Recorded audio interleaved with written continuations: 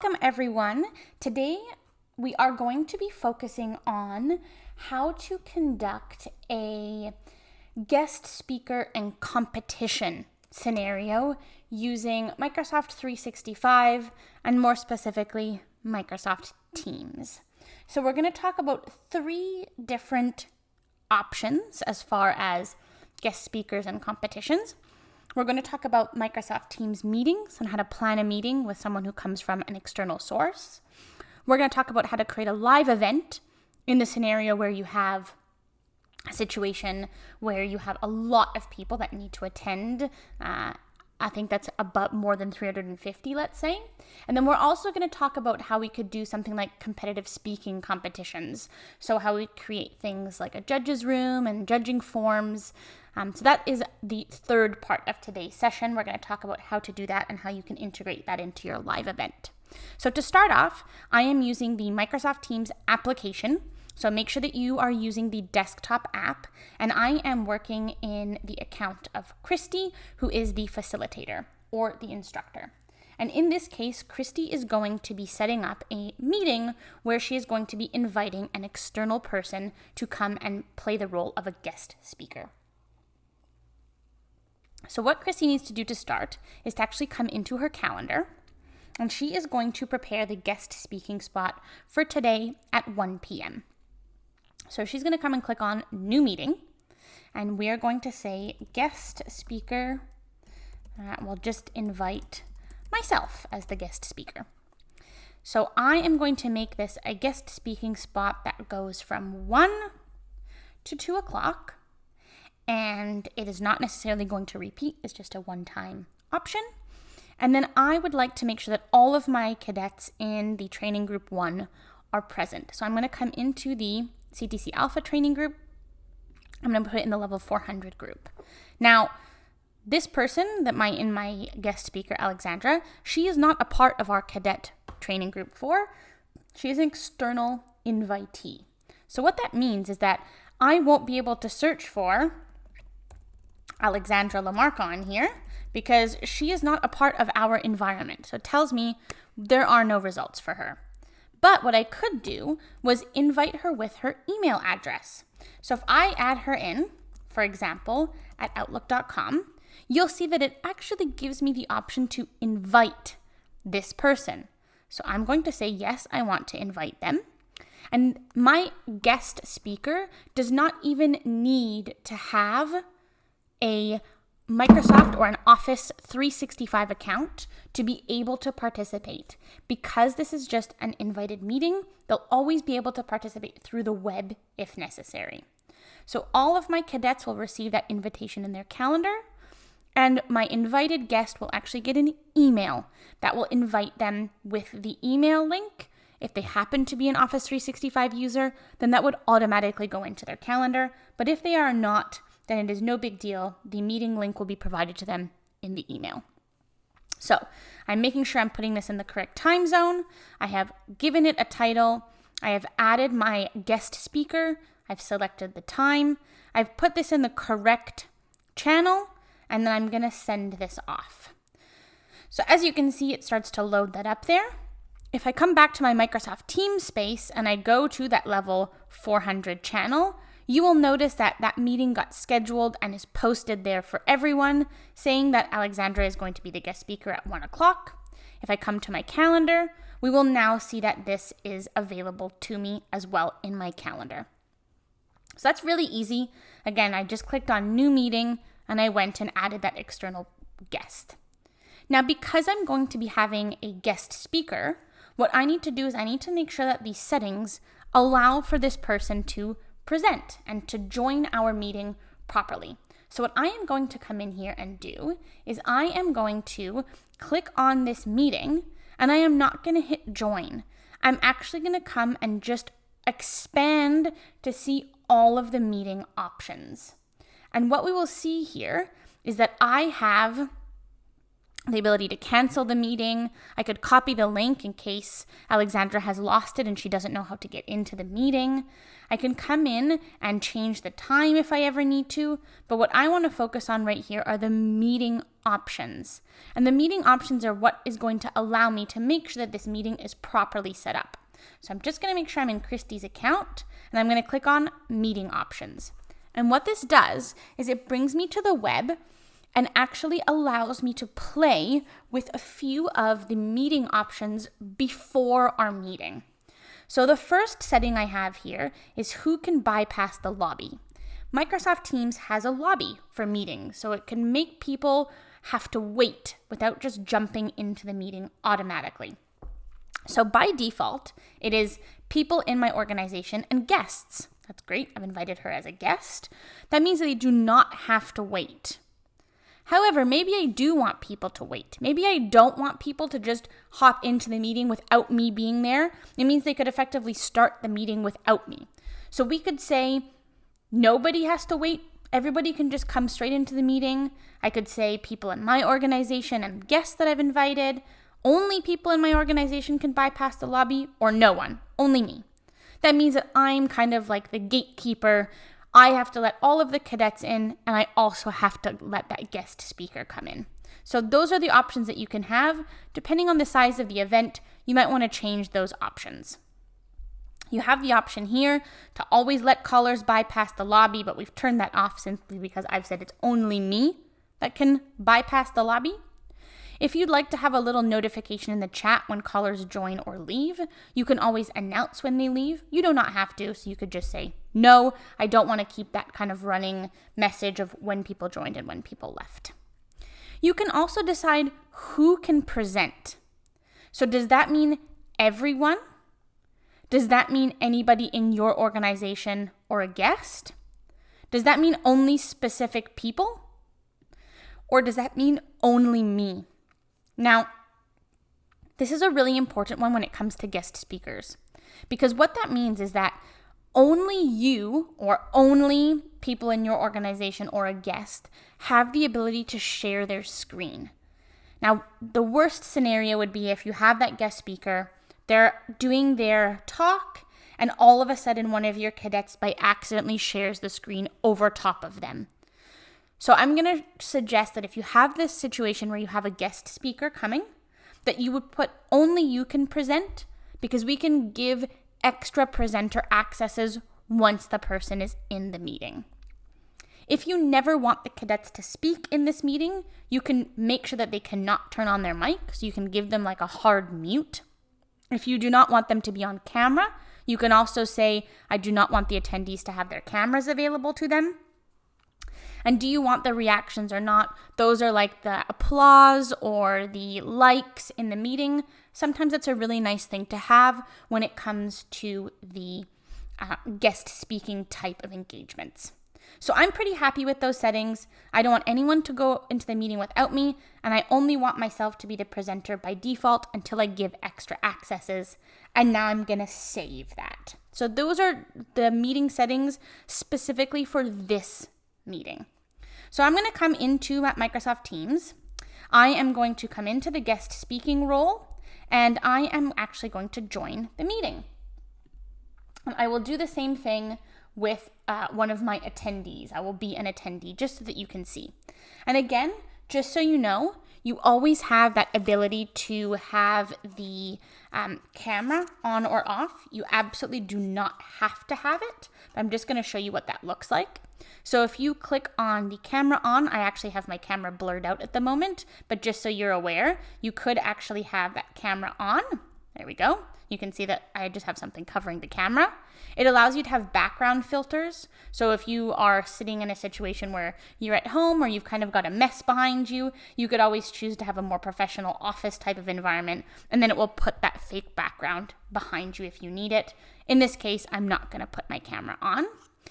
I can have my audio. If I've got an external mic, for example, if you have a presenter and they're doing a very professional type of presentation, then you might have that external mic. You can choose your setup, and then you join. And this is just a regular Teams meeting. So as we can see, you've got those participants. You can see all the people that were there for me that got invited. You can see that I have that conversation as always, and then there are those extra features. So let's say I'm the guest speaker and I'm going to join in to this meeting. You will actually see now that I will get a little pop-up that says, ding ding, someone's waiting in the lobby for you. Well, that's normal. I said that I wanted anybody to have to wait in the lobby, so I'm actually gonna admit that person in. Now we can pretend that Diego is the guest speaker, and you can see that Diego cannot turn on his camera and cannot turn on his microphone. Because remember back in those settings, I said attendees cannot turn on their camera and they cannot unmute. But what happens in the scenario where Diego is the presenter? Well, this is where those options as the organizer come in handy. I can go to the participants and say, actually, Diego is the guest speaker in this scenario. So I'm going to click on those 3 dots, and instead of keeping him as an attendee, I am going to make him a presenter. So it says, this determines whether they can share their content, mute, etc. So yes, I do want that. And now Diego loses those cannot turn on the camera, cannot turn on the mic, and now Diego is able to share his screen. So if I just play the role of Diego in this example, I could say, you know what, I want to share a PowerPoint presentation that I had. You'll be able to see that now coming up on Diego's screen. Here comes the PowerPoint presentation that he wanted to present, and Diego can go through, talk about his slides, etc., etc. If Diego is done presenting, and I don't want him to be in that presenter role anymore, I can simply just say, you know what, Diego, you are no longer a presenter. I would like to make you an attendee again. And then boom, now I'm sure that he also can't take over someone's screen or do any of the things that he could have done as a presenter. So even if you have an external person that is coming in as that guest speaker, you absolutely still have the options to make them an attendee or make them that presenter. And I think that that's really important. It's much better to give those accesses to the person that's necessary versus making everyone a presenter and then trying to manage people turning on their mics or people turning on their cameras without necessarily wanting to have that. So that is really easily how you can invite an external presenter into a regular Microsoft Teams meeting. Don't forget that when you leave your meeting, you want to make sure that you're choosing to end the meeting for all versus simply hanging up yourself. So that is how you would invite a guest speaker into a regular Microsoft Teams meeting. Know that that meeting can only have up to 350 people. So if you're doing like an opening ceremony or a closing ceremony and you want to have all of the cadets participate at once, you're going to need a different type of event. And that is going to be, instead of a new meeting, you're actually going to go and click on that little arrow and you're going to choose to do a live event. And a live event is much more for that seminar, ceremony type of situation. So if I click on live event, this is going to be something completely different. So a live event, there is no kind of back and forth chat. Anybody can talk. It's really like kind of doing a live stream of an event. So I'll call this, for example, opening ceremonies. I can put the location. I don't need one. It's going to be a virtual event. This location, this meeting is going to happen from 11 to 12. I can give some details. This will be the opening ceremony of the 2021 Summer Cadet Cohort. Okay. I can invite people to present. So again, do I want external people to be allowed to present? Yes or no? In this case, yes, I do. And I'm going to use that same email address that I had before. So let's go with @outlook.com, for example. I'm going to have to obviously allow that external presenter, and I'm going to put her as a presenter. I will also, for example, let Diego present. So there's Diego, and Diego will also be the presenter. As the organizer of this event, I do not want to be a presenter. I actually want to be the producer of this event. I want to be the one that's kind of running the behind the scenes. So that's what I'm going to do. and I'm going to hit next. Now, this is really important. You have a few settings here. One would be only specific people and groups could watch the live event. This means that only groups of people or people that I choose. You can have an organization-wide, meaning anybody that has the same at cadets.ca or at government.qc.ca has to be part of the same domain. You may have the ability to have the public event open. You may not. If you want it just to be for the cadets, you can simply choose the organization-wide. Now you have a few options here as well. So we're going to produce the live event using Teams. You could allow the recording to be available to attendees before or after. So it just depends if you would like the attendees to actually have that recording. If not, if you just want to have the recording for the producers and the presenters, you can simply unclick. You can also choose to have an attendee engagement report if you want to see how long people stayed, how long were they participating, all that kind of information, you can have that. You can include a Q&A, so if you'd like the participants to be able to type and ask questions to you or the other presenters, the guest speakers, you can enable the Q&A. Just know that you need to do that before you prepare the live event. If you schedule the live event without the Q&A, you cannot go and return it and put it on afterwards. So just make sure that you decide to include it if you do. And now you can schedule your live event. And what this does is it creates a whole kind of setup scenario. You'll get an attendee link that you send out to people. So you need to make sure that you send that out as the attendee link. You would not want to send out a presenter link to people that are just going to be participating. And there is that live event link that people will get. So there we go. My live event is planned. You can see that you have this little kind of radio signal in the bottom. That's just to tell you that this is going to be a live event. So what I'm going to do is I'm actually going to come into this meeting and I am going to open it up and I am going to join the live event. So I'm going to click that. I'm going to open this wide. I'm going to come down here and join the live event. And this should allow me to hop right into the meeting. So hang on with me for just a second. I should be able to get into this. Sometimes it likes to give me a little bit of a challenge. So hang on. I'm going to look at the settings. We're good to go. Update that. Now, if I am going to be the presenter, as I said, I have the role of being in charge of actually running this meeting. If I am going to be the participant, then I am also able to simply watch that with that quick live event link. And if I'm going to be the presenter, well, then I obviously have the option to join in. So hang on with me real tight. I'm not sure why it's blocking me from getting in, but let's try this again. Go into my calendar, join in. I don't necessarily want to chat. I would like to join the meeting. And there we go. So now I'm going to join the live event. And what we will be able to see here is that my screen actually is going to look very different. Now again, we could always turn our camera on. We could always have our mic. But I'm actually just going to join the opening ceremonies. And you'll be able to see that this looks completely different than a regular Microsoft Teams meeting.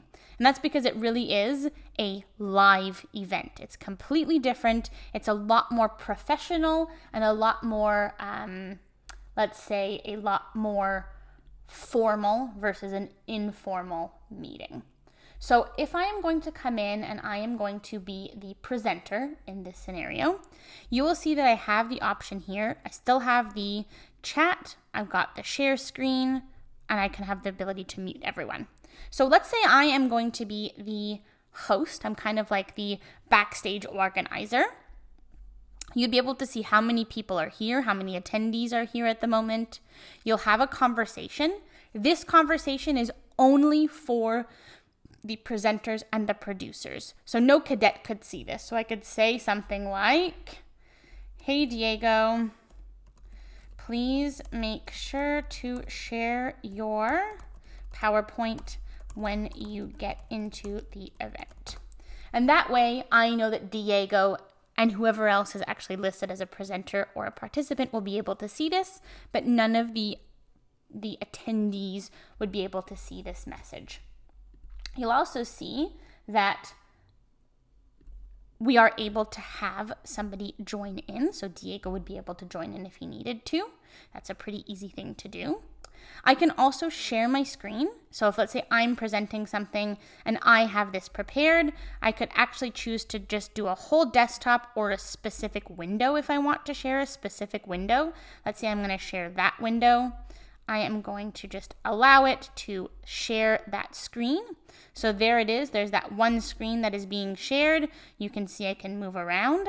Now you can actually see here that the content is in the queue section. The queue is just saying, hey, this is kind of what you're prepared. If you want to send this live, you have to make sure that you send this live. So you have the option to send it live.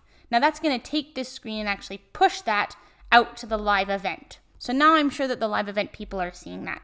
If I want the live event not only to see just the screen, but also to see me as well as the guest speaker, I simply turn the content left and then I can choose to add the video. So now I could say, you know what? I will turn on my camera. Don't worry, my camera is still, there's that fake background. I'm going to put that video so that people will be able to see me and the content. And again, this is just the queue phase. So I've sent that live, but we're still in the pre-live phase. So we still haven't actually sent out or started publishing this yet. But when we're ready, I can say, you know what? Start this. I want this to go live. So as I said, yes. So now we're going to start the live event. You'll see that now we are live, and it allows me to get things ready. So I can say, you know what, I don't want to share this screen anymore. I want to share Diego's screen, or I want now just to have that single source. I don't want to be on camera anymore, and I want that single source just to be the screen.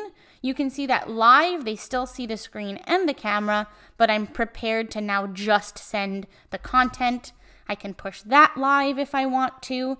I can also just say, actually, I just want to show the guest speaker without having any content. So now I can choose just the guest speaker, send that live, and now they're just seeing the video of the guest speaker.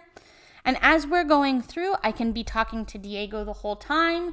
Diego can tell me something like, I can't get my screen working. Let's just say that's the scenario. I see Diego's message coming up there that he can't get his screen working. So I can say things like, oh, no problem.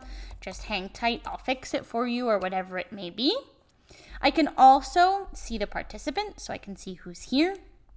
And I've got that Q&A. And as you can see, that Q&A is the place where people can ask questions. So if they are a participant, then while they're watching the live, they'll be able to come in and say, I want to ask a question. So I'm going to ask a question. I'm going to say, as a participant, hey, what is the link to the slide deck?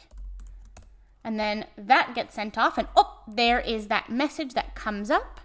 These live event questions are private unless I want it to be public, because maybe I want to send the link. So I could say, here is, this is a great question. I'm going to publish it, meaning everybody could see it.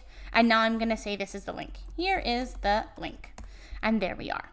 So live events are a really nice way to have a very professional looking presentation where you have a lot more control over who is in here, who is not, who can talk, and how exactly you can manage to control this. If I'm ready to end the live event, then I can come in and say, I would like to end that live event. So I'm going to stop sharing. I'm going to come in here. It says that I'm live, and I can hit end. And it's saying, are you sure? Once you've ended it, you cannot restart it. Yep, I'm fine with that. I'm going to continue. And now my live event is over. I can hang out here, have a debriefing with the guest speaker, but now that live event is over. So it's a bit more formal in the actual presentation because you do get that Q&A and you do have that kind of back channel conversation that you can have if you would like to have that with any of the presenters or participants. So I'm done with this. I am going to come down here and say end the meeting, and now it's done.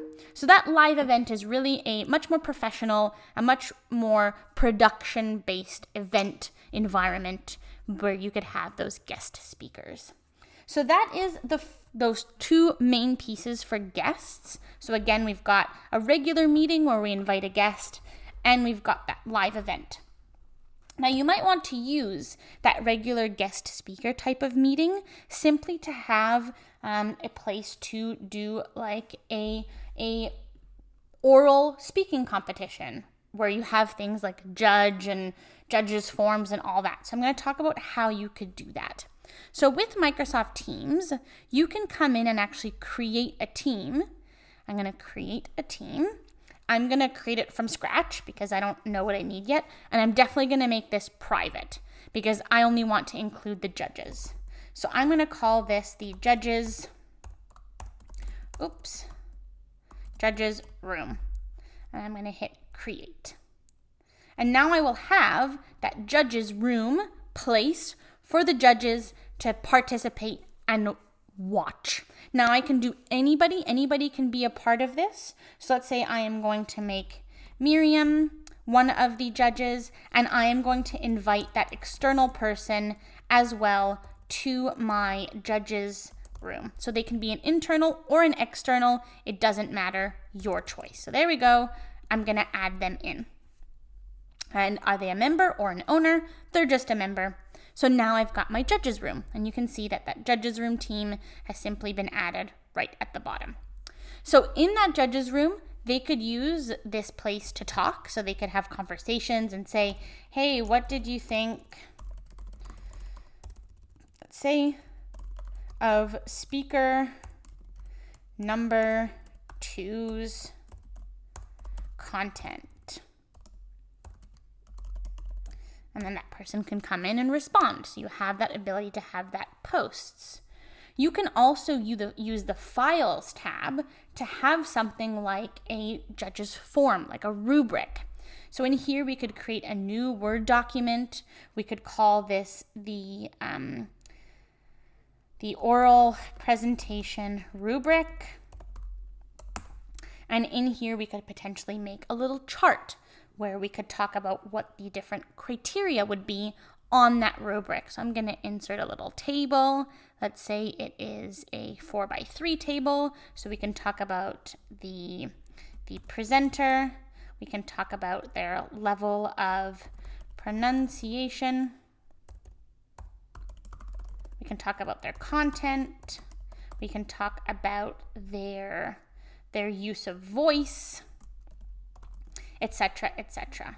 I obviously cannot pronounce, so good thing I am not doing this presentation. If ever you decide, oh, we have one more criteria, you can simply use that insert, let's say to the right. That's the presenter name, pronunciation, content, voice, and let's say projection. That's how we're going to grade them. So as the student or the cadet is presenting, we can say, okay, this is Alexandra. Her pronunciation, if it's out of 10, her content out of 10, voice out of 5, projection out of 5. And then we can come in and grade as she is talking. So that's a great way. It'll give all of your judges the ability to see that oral presentation rubric and simply follow along with it as the presenter is presenting. If you don't want to go with a Word document type of evaluation grid, something that I actually really suggest that you do is you use Microsoft Forms, which is already kind of like a built-in form and evaluation system. So with Microsoft Teams, as the organizer, you might want to create this form that your judges can fill out. So I'm going to come in here and I'm going to add the option to use Microsoft Forms. And I am going to add a new form called judges judges evaluation. And I'm going to save that. And this is going to be that judges evaluation form. And you can see that I'm in the editing phase, which is exactly what I want. So I can come in here and add the question. So choice, actually, you know what? It's not going to be a multiple choice in this scenario. It is actually going to be a written response. Let's go with text and say, what is your name? Just so that we know who is the judge. Then I can add a new question and saying, what is the cadet's name? So we know who we are grading. And now I can go in and start filling out a evaluation grid. So I can say a rating scale. Let's say we're grading on a scale of 1 to 10. We want this to be numbers. And I can say things like, how well did the cadet use their voice to convey their message on a scale of 1 to 10. I can add in a text. What was the topic of the cadet's speech? I can go in and add, for example, a multiple choice, and you could say things like, how well did the cadet convince you of their ideas, if this was a persuasive option. And you can see that Microsoft Teams is pretty intuitive, Microsoft Forms, it gives kind of some already suggestions, so let's use that. Okay, so I've got the judge's evaluation. I can put a little theme on there. If it's like a speaking contest, I could put maybe a speaking behind it. I can really choose whatever I would like. Let's just go with a very simple background like this. And now I actually have the option to share this out. So I'm going to hit share, and I'm going to say anybody can respond because my judges are all invitees. And I'm simply going to copy that link. And what I really like about Microsoft Teams is I can come in and now add this form, get the existing form, which is this judge's evaluation, and I don't want to collaborate or show the results. I want this to be a response collection, and I'm going to save this. And now instead of that edit the judge's eval, I've got the fill, and I can actually come in and just remove this edit the judge's eval because I don't need to edit this anymore. And now the judges find everything in one place. They can talk about what's going on. They have the file to refer to the rubric. And they have that fill of the judge's evaluation. So my name is, let's say, Judge Christie. The cadet's name was Michael. How well did he use his voice? 8. What was the topic? He was talking about travel in Canada. And he did somewhat well at convincing me of his ideas, and I'm going to submit that in. And now I can listen to the next presentation and submit another response. And all of those responses actually get stored in the Files tab in an Excel spreadsheet. So now I can look at the judge's evaluation and I can see what time did they start filling it out, when did they end it. Obviously, I'll have an anonymous here because I said anybody can fill it out. But right here, I get who the judge was, who the cadet was, how well did they use their voice, what was their topic, and how well did they do at convincing you. So it's a really, really great tool to use for those speaking competitions or oral presentations. You can simply create your judges team, invite all of the judges in, have the ability for them to talk, have the grading rubric right there, and then that lovely little Microsoft Forms that they can fill out when it comes to talking about how well the cadets did their presentation. So that is it for today. Those are all the ways that you can have a guest speaker come in, participate either in a regular Microsoft Teams meeting, in a Microsoft Teams live event, and then also how you can use the judging room to facilitate the judging of those oral speaking competitions. So thank you very much, and that's it for today.